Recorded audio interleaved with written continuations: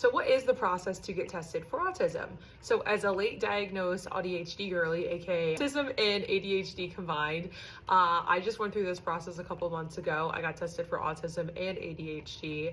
I got tested separately, so I wanted to explain what it is like to get tested for autism. A lot of places will test autism and ADHD together. I wanted to get tested separately for each because I wanted to be able to focus in on just one diagnosis at a time. People get tested together. No, there's no right or wrong way. It's just the way I wanted to do it was to get tested separately. So you obviously need to find a provider, and then you need to make sure it's within your insurance or if you're going to pay out of pocket. If you are working with a therapist during this process of like looking to get tested for autism or ADHD, ask your therapist if they will find places for you, because that's what mine did, and it made it so much easier versus me having to put in all of that extra cognitive brain power to find places. You get everything set up and you have your first appointment set. They're gonna ask you to fill out an assessment. So you have to fill out your own assessment. It just asks you a bunch of questions about like your history, a lot of things in like the social category, sensory stuff, repetitive behaviors, all that kind of stuff.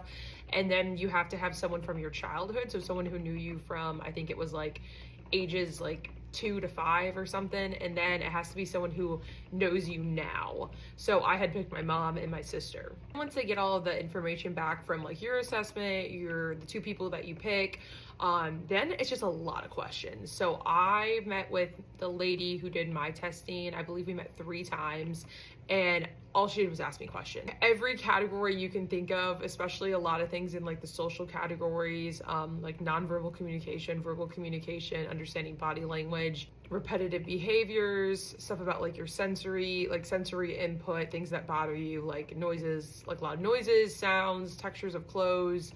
They just do the whole 9 yards. They cover every single category. Essentially what it is they are just asking you a bunch of questions. So prepare to be asked a lot of questions. You really have to kind of dive deep into your childhood and call things that seem very second nature to you that you do on a daily basis that actually are identifying factors for autism. I remember being a little kid and being younger and not understanding like a lot of social stuff, and I would purposely watch TV shows to understand how to basically be social and how to interact with people. It's just like one small example. There's a lot more that come into play. I would say just the hardest part for me when I was getting tested for autism was trying to go backwards and really thinking of like, okay, I've been like this my whole life, but what is quote typical and what is not typical behavior? And I'm also like very high masking, so I know how to basically put on a front like, okay, I know how to act a quote like socially appropriate and do X, Y, and Z. But a lot of it is just very draining for me to do, which aka that is masking.